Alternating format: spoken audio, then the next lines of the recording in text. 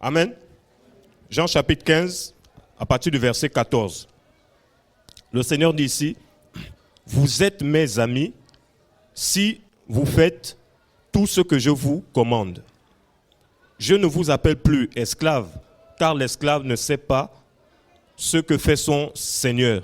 Mais je vous ai appelé amis, parce que je vous ai fait connaître tout ce que j'ai appris de mon Père. » Amen. Le Seigneur dit, il dit, vous êtes qui? Mais vous êtes mes amis. Il a parlé à ses disciples. Vous êtes mes amis si vous faites ce que je vous commande. Donc il y a une condition. Hein? Si. Voici la condition, si. Donc ce n'est pas tout le monde qui peut être ami du Seigneur. Ce n'est pas tout le monde qui peut être enfant du Seigneur. Tu ne peux pas te dire je suis disciple du Seigneur, je suis l'ami du Seigneur. Si tu ne mets pas en parole, tu ne mets pas en pratique ça. Donc le Seigneur nous pose déjà la condition. Vous êtes mes amis si vous faites ce que je vous commande. Parce que si tu aimes le Seigneur, automatiquement tu vas faire ce qu'il te dira de faire. Tu le feras par amour. Avoir le cœur selon Elohim. Vous savez, il y a un personnage dans la Bible, David, vous connaissez le roi David, qui était un roi en Israël. Yahweh appelait David l'homme selon son cœur. L'homme selon son cœur. C'est fort hein, lorsque le Seigneur appelle une personne comme ça, que tu es l'homme selon mon cœur. Pourtant David, c'était pas un homme parfait. Hein. David, voilà, il a commis des gaffes, des péchés, il est tombé dans l'adultère, des meurtres, beaucoup de choses. Mais pourquoi le Seigneur a appelé David l'homme selon mon cœur? Ça veut dire que si le Seigneur a appelé David l'homme selon mon cœur, ça veut dire que toi aussi tu peux avoir son cœur. Il peut aussi dire de toi que tu es la fille selon mon cœur. Amen. Il a dit à David, l'homme selon mon cœur. Parce que lorsque Saül a été établi roi d'Israël, Saül c'était le premier roi, Saül a dévié, il était dans la désobéissance, et le Seigneur va dire, puisque Samuel, à un moment, Samuel s'est mis à pleurer par rapport à Saül, tout ça, le Seigneur a dit, non, ça ne sert plus à rien de pleurer. Moi, j'ai rejeté Saül. Je me suis choisi un homme, selon mon cœur. Et cet homme, c'était David. Et pendant ce temps, David, il était berger. C'était un jeune. Il s'occupait de son troupeau. Le Seigneur l'a choisi. Le Seigneur l'a pris. Pendant qu'il s'occupait de son troupeau, le Seigneur l'a pris. Pour faire de lui l'homme selon son cœur. Et vous savez, quand le Seigneur le Seigneur dit ce genre d'affirmation, ça veut dire qu'il a constaté des choses qui a permis qu'il puisse dire c'est l'homme selon mon cœur. En fait, le Seigneur ne déclare pas des paroles en vain. Quand il le dit sur toi, c'est qu'il a vu quelque chose. Même quand le Seigneur s'étonnait de la foi des gens, c'est parce qu'il a constaté quelque chose. Le centenier romain, il a dit, il n'a jamais vu une aussi grande foi en Israël. C'est parce qu'il a constaté que la foi du centenier romain, il avait vraiment une grande foi. Donc ça veut dire que le Seigneur peut être étonné même de ta foi. Il peut être étonné même de ta façon de vivre, ta façon de marcher, au point où il sera obligé de dire c'est la fille selon mon cœur. Parce qu'il a vu quelque chose. Le centenier romain a dit, dis seulement un mot et ma fille sera guérie. Tu n'as pas besoin de venir chez moi, tout ça, dis seulement un mot. Le Seigneur dit, waouh. Il dit en Israël, je n'ai jamais vu une aussi grande foi. Le Seigneur témoigne aussi de toi. Il peut témoigner de toi. Quand le Seigneur déclare certaines paroles, c'est parce qu'il voit des choses. Quand il a dit David, c'est l'homme selon mon cœur, c'est parce qu'il a constaté des choses. Il n'a pas vu seulement le péché de David, mais il a vu quelque chose d'autre. L'homme selon mon cœur. Et vous voyez dans ce passage qu'on a lu dans Jean chapitre 15, le Seigneur soulève l'aspect d'ami. Ami. Quand on parle d'ami, ça veut dire qu'il y a une relation intime. Il y a une relation vraiment profonde. Une intimité. Ami. Donc vous voyez que le Seigneur veut nous amener comment au stade d'ami, au point où tu es son ami. Il dit, je ne vous appelle plus esclave, mais je vous appelle quoi? Ami. Pourquoi? Il dit, je ne vous appelle plus esclave, car l'esclave ne sait pas ce que fait son Seigneur. Mais je vous ai appelé ami, parce que je vous ai fait connaître tout ce que j'ai appris de mon Père. c'est aux amis, c'est aux personnes qui sont intimes avec le Seigneur. C'est à vous qu'il donne beaucoup de choses, qui va vous déclarer beaucoup de choses. Des choses parfois même, il va te révéler tellement de choses parce que tu es dans l'intimité profonde avec lui.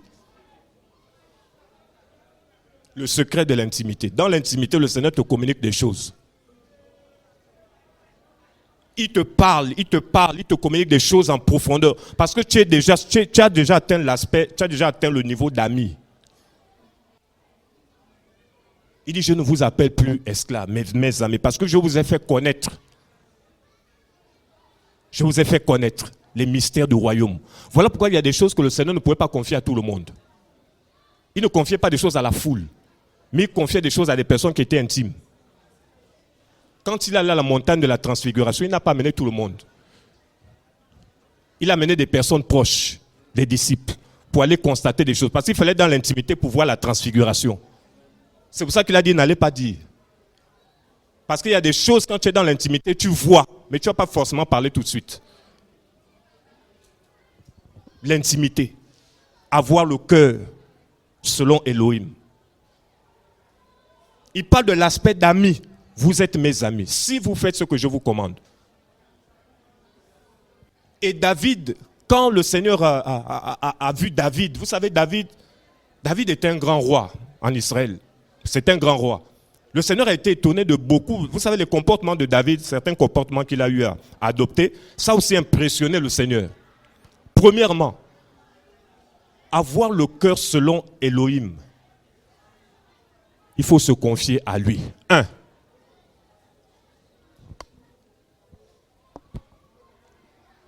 Se confier en Elohim seul.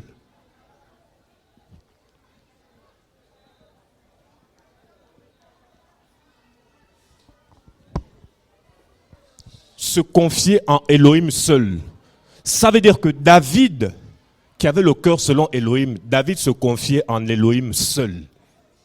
Voilà pourquoi lorsque David allait en guerre, lorsqu'il affrontait des armées ennemies, il comptait toujours sur Yahweh. Il se confiait toujours en lui. Pour avoir le cœur selon Elohim, il faut faire de lui ton fondement. Il faut faire de lui ta priorité. Amen. Il faut te confier en lui. Prenez Psaume chapitre 37, à partir du verset 4.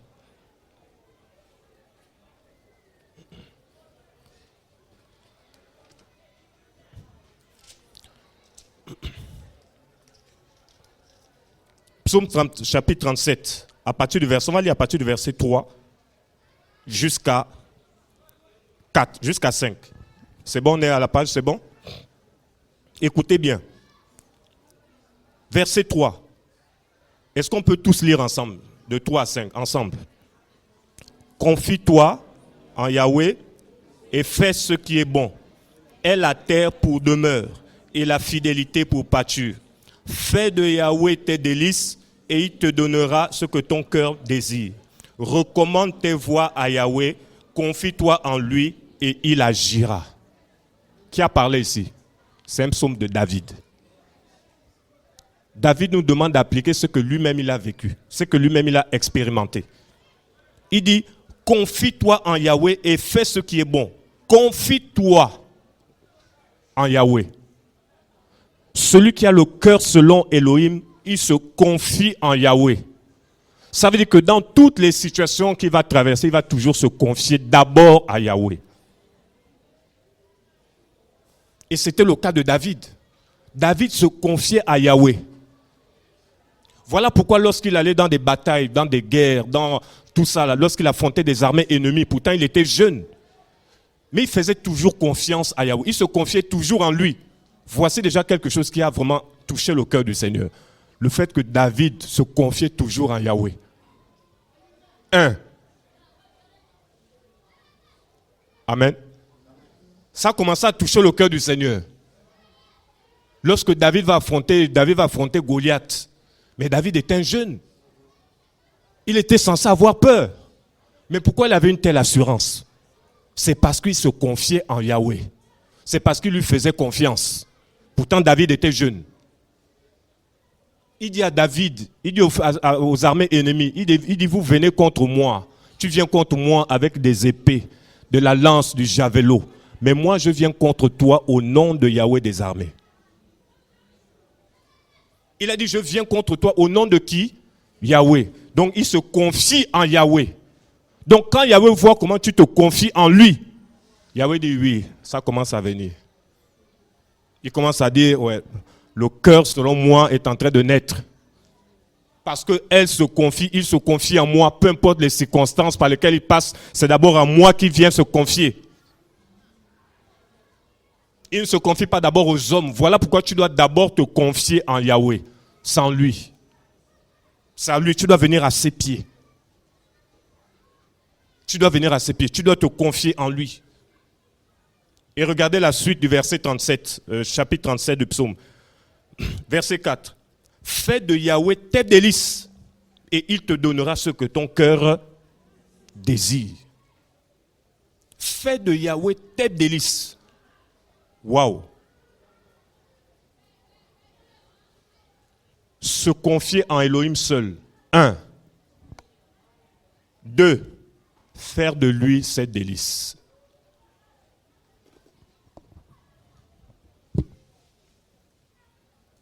Faire de lui tes délices.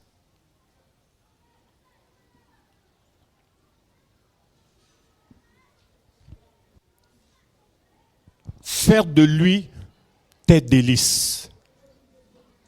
Tu te confies en lui. Tu fais de lui tes délices.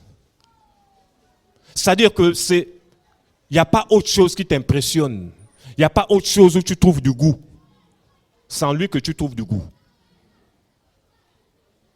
Quand tu goûtes à ce monde, tu vomis même ça c'est pas intéressant. Mais quand tu goûtes aux délices de Yahweh, tu prends plaisir. Tu dis oui. Et quand le Seigneur voit que tu commences à faire de lui tes délices, il dit oui. 2. Le cœur, selon moi, est en train de naître. Il regarde ton cœur. Là, il regarde, là, il voit, il se dit que oui, là, le cœur, selon moi, est en train de naître. Elle se confie en moi. Il fait de moi cette délice. C'est-à-dire, tu fais de lui ta priorité avant toute chose. C'est lui ta priorité. David avait fait de Yahweh ses délices. Voilà pourquoi je crois la moitié des psaumes ont été écrits par David. Psaume de David.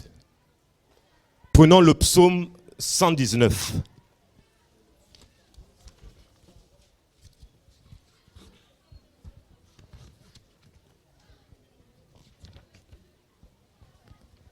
À partir du verset, on va prendre le verset 43.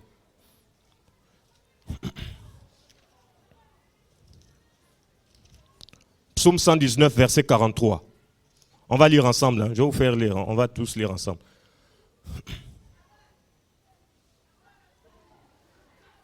Après, on va lire plutôt à partir du verset 44.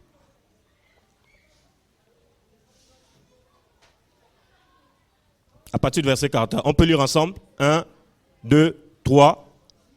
Je garderai continuellement ta Torah pour toujours et à perpétuité. Je marcherai au large parce que je cherche tes préceptes. Je parlerai de tes témoignages devant les rois et je ne rougirai pas de honte. Je fais mes délices, tes commandements que... Waouh, relisez le verset là. Il dit, je fais mes délices. Non, c'est terrible, hein? Je fais mes délices de tes commandements que j'aime. Il a fait de la parole de Yahweh ses délices. C'est parce que c'était sa nourriture. C'était sa nourriture. La parole, là, elle se mange. C'était sa nourriture. Donc, vous voyez que le fait de faire de Yahweh ses délices, mais c'est normal que Yahweh dise que c'est l'homme selon mon cœur. L'homme selon mon cœur. Il a fait de Yahweh ses délices. Et il y a quelque chose qui a aussi touché le cœur du Seigneur. C'est l'humilité de David. Dis à ton voisin l'humilité. 3. Il faut noter, hein, pour ceux qui notent. l'humilité.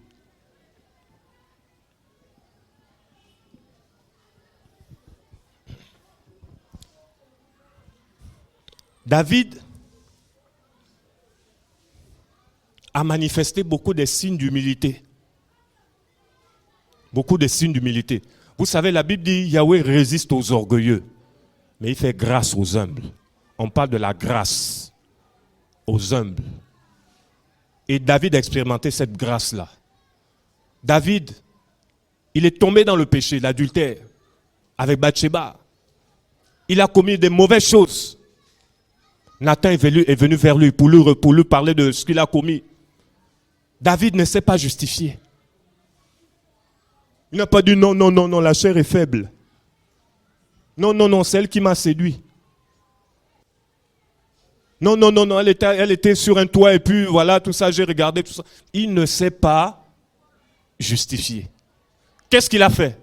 Il a reconnu son péché. Avoir le cœur selon Elohim, il y a la confession et la repentance.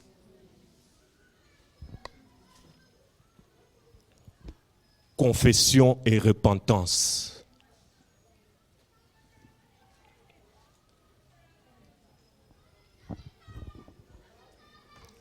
Prenons le psaume 51, à partir du verset 1. David avait un cœur repentant. Vous voyez tous ces signes-là, vous voyez pourquoi le Seigneur Yahweh a dit « Il est l'homme selon mon cœur ». C'est parce que le Seigneur a vu des choses où il pouvait dire ces paroles, qu'il est l'homme selon mon cœur. Il y a des paroles que le Seigneur ne peut pas dire parce qu'il ne voit rien. Il ne peut pas dire que tu es son enfant alors que tu produis les fruits du monde. Quand le Seigneur dit « c'est ma fille », c'est qu'il sait pourquoi il dit « c'est ma fille ». C'est parce que la fille reconnaît son père. La fille reconnaît son et le père reconnaît sa fille. Mais il y en a qui ne connaissent pas le Seigneur, qui ne veulent même pas de lui. Il y en a qui ont pour père le diable, parce qu'il est aussi le père. Hein? Il est le père. Un père, il reconnaît aussi ses enfants. Et il y a les enfants aussi qui reconnaissent leur père. Donc il y en a qui ont rejeté le Seigneur, qui ne s'occupent même pas de lui. Donc quand le Seigneur dit celui-ci ou celle-ci c'est mon fils ou c'est ma fille, il sait pourquoi il le dit. Parce qu'il y a des signes qui ont attesté qu'il peut parler ainsi. Il y a des signes. Et David avait ce cœur de repentance, de confession. Parce que pour avoir un cœur de repentance et de confession, il faut être humble. Voilà pourquoi on a parlé de l'humilité. Vous savez, David avait tous les moyens pour être orgueilleux. Hein? Il a été choisi par Elohim pour être le futur roi d'Israël. Il a été oint par Samuel, tout ça. Il pouvait jouer les orgueilleux. Et vous savez, lorsque Yahweh lorsqu'il a établi David à la royauté, ce n'est pas automatiquement qu'il a pris le trône. Hein? Il a attendu. Il était aussi au service de Saül. Puisqu'à un moment, il a joué de la harpe pour chasser le mauvais esprit qui tourmentait Saül. Il était aussi au service de Saül, malgré le fait qu'il avait déjà été établi. Le Seigneur avait fait déjà de lui le futur roi. Mais il pouvait déjà être orgueilleux. Mais il s'est mis un moment au service de Saül. Il pouvait tuer Saül et prendre sa place. Mais il ne l'a pas fait. Il a manifesté même de la passion, de l'amour. Il pouvait tuer Saül, mais il ne l'a pas fait. Lorsque les frères de David sont allés en guerre sur le champ de bataille, le père de David va envoyer David sur le champ de bataille, aller donner les vivres à ses frères. Il est parti servir ses frères pendant la guerre. Mais pourtant, il pouvait jouer les orgueilleux. Il pouvait dire non, non, moi je vais aller faire quoi là-bas? C'est moi, c'est eux qui doivent se soumettre à moi. C'est moi qu'on a établi.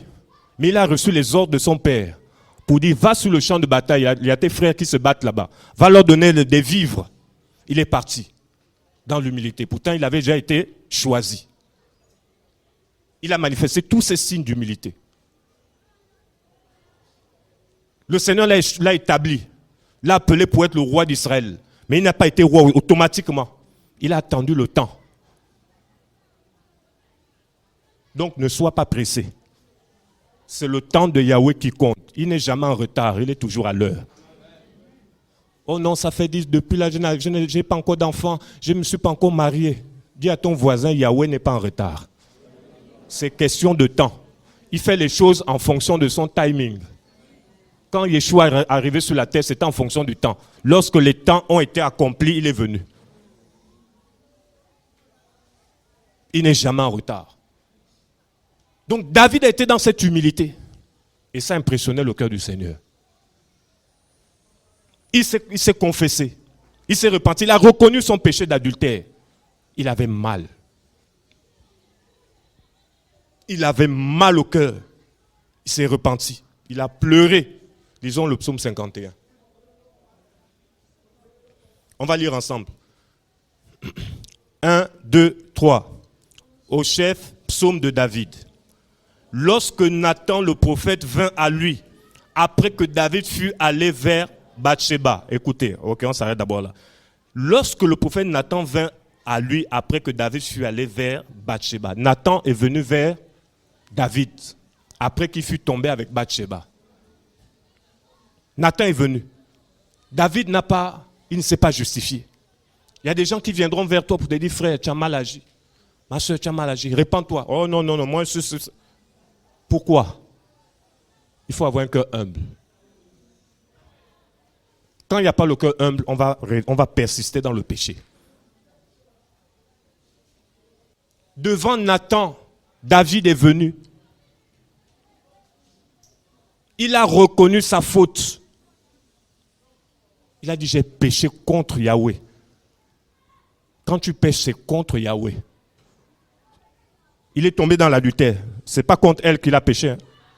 Mais c'est le cœur de Yahweh qui a été blessé. Voilà pourquoi tu dois demeurer dans la sainteté. Quand tu chutes, tu trébuches, c'est le cœur de Yahweh qui saigne. Quand tu pêches, c'est le cœur de Yahweh qui saigne. Parce que c'est contre lui que tu le fais. Voilà pourquoi David avait cette douleur. Parce qu'il s'est rendu compte que ça touchait le cœur de Yahweh. Quand tu ne veux pas te repentir de ton péché, c'est que vraiment tu ne connais pas Yahweh. Quand une personne pleure par rapport à son péché, c'est qu'elle réalise qu'elle a blessé son père. Elle a blessé son père. Waouh. Voilà pourquoi on doit avoir cet esprit de repentance. Parce que c'est le Seigneur qui est blessé. La Bible dit, n'attristez pas le Saint-Esprit. Donc ça veut dire que Yahweh s'attriste. Puisque le Saint-Esprit, c'est Yahweh lui-même. Donc ça veut dire que Yahweh aussi, vous savez, Yahweh, le Seigneur, a aussi des émotions. Hein? Il s'attriste. Il a aussi des émotions. Il s'attriste. Il se met aussi en joie. Il compatit. Quand tu pleures, il pleure avec toi. Dis à ton voisin, il n'a pas changé. Le même Yeshua dans la Bible qui a manifesté certaines émotions, il continue à le manifester aujourd'hui. Hein. Quand tu pleures, tu es dans le deuil, il pleure avec toi. Il te console. Voilà pourquoi il dit pleurer avec ceux qui pleurent. Parce que lui aussi, il est là. Il pleure, il compatit, il donne la force. Il te relève. Il console aussi. Voilà pourquoi quand une personne passe par une saison et des moments difficiles, il faut apporter l'évangile, la parole, parce que c'est la consolation. Par toi, le Seigneur peut consoler la personne. Il manifeste aussi des émotions. Donc David avait réalisé qu'il a blessé le cœur de Yahweh. Voilà pourquoi, on va continuer. Psaume 51. Lorsque Nathan le prophète vint à lui, après que David fut allé vers Bathsheba. Verset 3. Elohim, aie pitié d'eux dans ta bonté. Selon ta grande miséricorde, efface mes transgressions. Lave-moi complètement de mon iniquité et purifie-moi de mon péché. Car je connais mes transgressions et mon péché est continuellement devant moi. J'ai péché contre toi seul, et j'ai fait ce qui est mal à tes yeux. Ainsi tu seras juste quand tu parleras, pur quand tu jugeras. Voici, je suis né dans l'iniquité et ma mère m'a conçu dans le péché. Mais tu prends plaisir à la vérité au fond du cœur et tu me fais connaître la sagesse au-devant de moi. Purifie-moi de mon péché avec de l'hysope et je serai pur. Lave-moi et je serai plus blanc que neige. Quand Yahweh voit un cœur repentant, il peut dire que c'est l'homme selon mon cœur. Quand tu as un cœur repentant, tu es l'homme selon son cœur. Parce que Yahweh a vu quelqu'un qui n'est pas orgueilleux. Quelqu'un qui n'a peut-être pas péché volontairement. Il a trébuché, mais il a reconnu. Il a pleuré. Il a pleuré. Voilà pourquoi David pouvait dire à Yahweh, incline mon cœur vers tes préceptes. Incline mon cœur vers tes préceptes. Donc ton cœur doit être incliné vers ses préceptes. Le cœur. Parce que c'est du cœur que viennent toutes sortes de mauvaises choses. Là où est ton trésor, là aussi sera ton cœur. Ton cœur est incliné vers quelle direction? Le monde? Si c'est incliné vers le monde, que le Seigneur te change de direction de ton cœur pour qu'il soit incliné vers lui.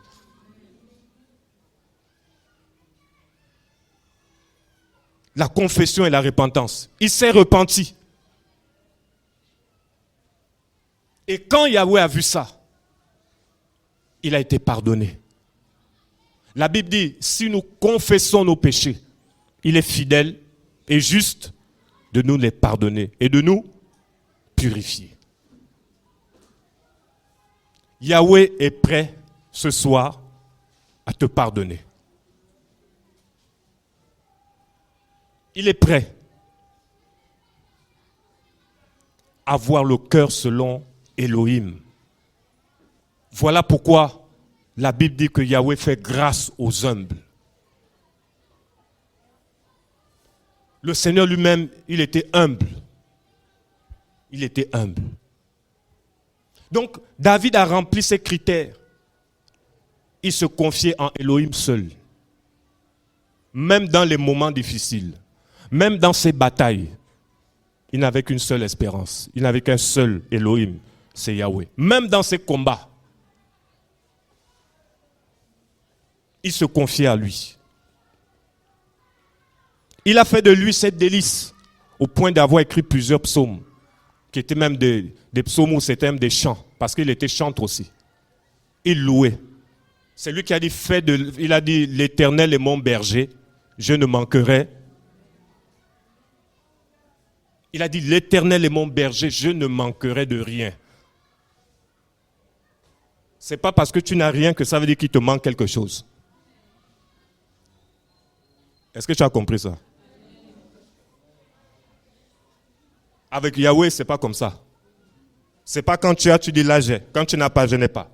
Même quand tu n'as pas, tu ne manques de rien. C'est ça Yahweh. L'Éternel est mon berger, je ne manquerai de rien. Ésaïe 43, verset 2.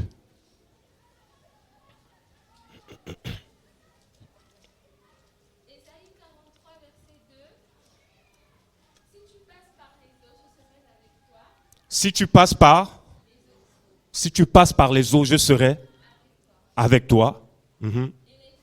Et les fleuves, ils ne te submergeront pas. Si tu marches dans le feu, tu ne seras pas brûlé. Waouh!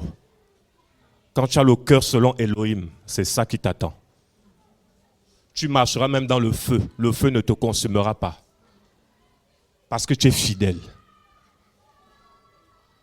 Tu es fidèle à lui. Et celui qui a le cœur selon Elohim, il ne peut pas le renier. C'est pour ça que le Seigneur a dit, si vous me reniez devant les... vous connaissez le passage, non? Celui qui me renie devant les hommes, parce qu'il y a des gens qui vont le renier. Mais quand tu es attaché à lui, tu ne peux pas le renier. Tu es prêt à mourir pour Yeshua Mashiach. Tu es prêt à mourir. Parce que tu as le cœur selon lui. Tu l'as goûté. Tu te confies en lui. Tu fais de lui tes délices. Tu marches dans l'humilité. Tu as un esprit de repentance, de confession. Aujourd'hui, les gens ont du mal à confesser leurs fautes, leurs péchés.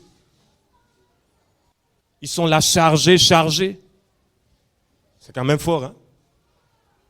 Tu es dans l'impudicité, mais tu pries quand même. Oh Seigneur, vraiment, tout ça. Tu ne veux pas te repentir. La Bible dit confessez vos péchés les uns les autres. Tu es dans l'impudicité, tu es dans l'adultère, toutes ces choses. Mais tu prêches l'évangile, tu prêches. Tu as le micro, tu prêches. Tu es dans la masturbation, ça ne te dit rien. Tu prêches, tu enseignes. Tu pries pour les gens, tu imposes les gens les mains. Tu communiques les démons. Il n'y a plus la crainte du Seigneur. Celui qui a le cœur selon Elohim, il sera mal à l'aise. Quand il sait qu'il est dans une mauvaise situation, il va demander pardon. Même publiquement. L'apôtre Paul a dit à Timothée, reprends publiquement ceux qui pêchent, afin que les autres éprouvent de la crainte. Il y a des choses parfois qui doivent être reprises en public. Tu vas dire que tu as le cœur selon Elohim, alors que tu caches ton péché mignon. C'est caché au coin, c'est au coin. Toi-même tu sais où c'est. Dis à ton voisin, va chercher. Va déposer ça au pied du Seigneur. Si tu veux avoir le cœur selon Elohim. Il n'y a pas de péché mignon, hein. Le péché n'est pas mignon. Chacun aujourd'hui cache son petit péché. Dans le coin, au placard. Quand on est en assemblée, on loue, tout ça, on est tranquille. Quand tu ressors, tu repars, tu vas ouvrir le placard. Tu vas retrouver ton ami. Tu vas retrouver, là tu as le cœur selon ton péché. On va parler, hein. C'est ça la délivrance.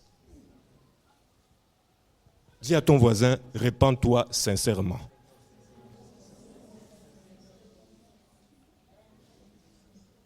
Sincèrement. Dis à ton voisin, sois dans la sanctification.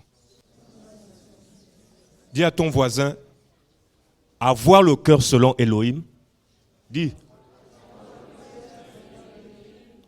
1. Se confier en Elohim seul. Dis ça à quelqu'un. Dis ça à quelqu'un. Ce n'est pas un jeu, hein? C'est sérieux. Il faut que la personne entende bien. Dis ça bien à quelqu'un. Non, il ne faut pas me regarder. Dis ça à quelqu'un. Se confier en Elohim seul. Fais de lui tes délices. Sois dans l'humilité. Confesse-toi et répands-toi. Et tu auras le cœur selon Elohim. Et là, Yahweh pourra dire de toi, tu es l'homme selon mon cœur. Et là, il va t'utiliser puissamment. Est-ce qu'on peut l'acclamer? Alléluia. Oh Seigneur, merci.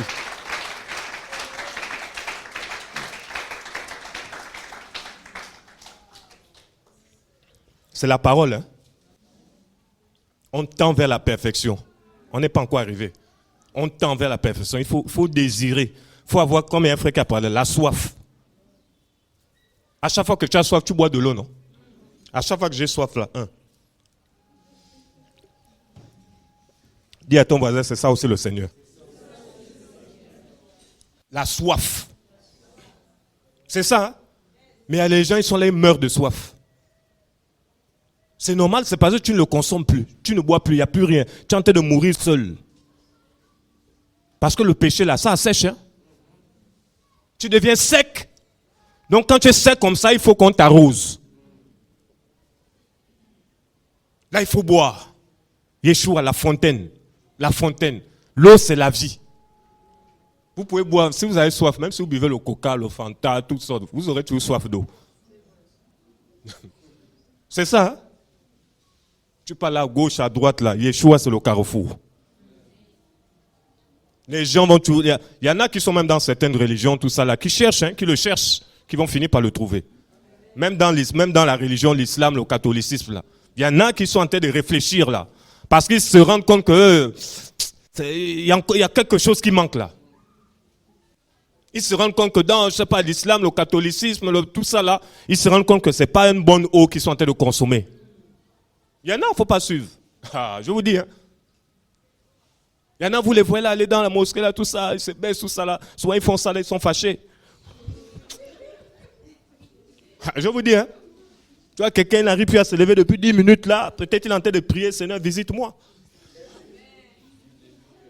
Le Seigneur va toucher aussi les gens même là-bas, hein. Lui-même, il va rentrer là-bas. Ah, c'est ça. Hein? Qu'est-ce que le Seigneur, il est capable d'agir? Il a croisé Paul sur le chemin de Damas, en pleine rue. Donc vous pensez qu'il ne peut pas rentrer dans les lieux là? Dis à ton voisin, il va rentrer là-bas aussi au Sénégal. S'il y a un musulman dans ta famille là, Yahweh va le toucher. Yahweh va le toucher. Avec ou sans toi, Yahweh va le toucher. C'est possible. L'apôtre Paul allait sur le chemin de Damas. Il pensait que... Hein, le Seigneur a dit, pourquoi me persécutes-tu? Sur le chemin de Damas, en pleine rue. Quand le Seigneur visite les gens là, parfois il arrive par surprise. C'est pour ça que vous voyez souvent les ex-musulmans, quand ils témoignent de Yeshua, là, ils s'attachent à lui. Hein? Ah, je vous dis, hein, c'est nous qui nous amusons. Ceux qui étaient dans les religions, là, ex-musulmans, là, ils sont fermes dans la foi. Parce que c'est les gens qui ont toujours cherché Elohim. Ah oui, ils s'attachent, ceux qui étaient dans les religions, ils s'attachent. Moi, je connais des musulmans, des ex-musulmans, là, mais ils sont enracinés. Quand ils voient même certains comportements des chrétiens, ils disent, mais vraiment, ils s'amusent là. Moi, j'ai passé des années à chercher, machin, je vais à la Mecque, ici et là. Le Seigneur, je rencontre le Seigneur, et lui, là, il est en train de jouer. Pendant que moi, j'ai galéré là. Toi, tu t'amuses, hein. Dis à ton voisin, amuse-toi. Quoi? L'apôtre Paul va sur le chemin de Damas. Il voit une lumière briller. Il est tombé au sol. Il est resté aveugle pendant 3 jours. Il entendait une voix, mais il ne voyait personne. Quoi? Il partait menacer les gens, hein? Tout ça, machin, il était un guerrier. Pour frapper les gens, tout ça, pour les lier. Pendant ce temps, le Seigneur regardait. Il était là, il était attaché à la loi. Hein? C'est un grand religieux, hein, Paul. Un grand religieux. Ah oui, lui là, il fallait une intervention directement divine. Il y a des gens, il faut des interventions directement divines. Où là, il n'a pas besoin de toi, il dit là, moi, je touche. Ah oui, il y a des cas où c'est dans vos familles là, il y aura des interventions spectaculaires. Toi-même, tu seras étonné, tu vas se mettre à acclamer Yeshua. Eh oui. Donc, ça veut dire que ne t'inquiète pas. Ah oui? Ça veut dire que ne t'inquiète pas pour ta famille. Ne t'inquiète pas, tu verras des interventions spectaculaires. Eux-mêmes, ils vont venir témoigner que Yeshua Mashiach est le véritable. Tu dis, mais qu'est-ce qui s'est passé? Tu vas dire à ton parent, tout ça, mais qu'est-ce qui s'est passé? La personne n'aura pas de mots. Il sera même plus affermé même que toi-même. Tu te dis, c'est plus zélé que toi-même. Tu es obligé de vraiment suivre ce feu-là, ce zèle-là encore. Waouh! Pierre est tombé sur le chemin de Damas. Paul, voilà. Paul est tombé sur le chemin de Damas. Paulos. Le Seigneur dit non, cet homme est un instrument que j'ai choisi. Ah! Il dit c'est un instrument que j'ai choisi pour témoigner de moi devant les rois. Peu importe les gens de ce monde-là, peu importe la religion dans laquelle ils sont, le péché dans lequel ils sont, quand le Seigneur touche une personne, il fait de toi son instrument. Il ne regarde pas ta vie passée, puisqu'il a déjà payé le prix. Tous les péchés de Paul, tout ça là, Yahweh avait pris ça sur lui. Il a dit, je ferai de lui maintenant mon instrument. Je ferai de lui l'homme selon mon cœur. Waouh! Il fait quelle heure?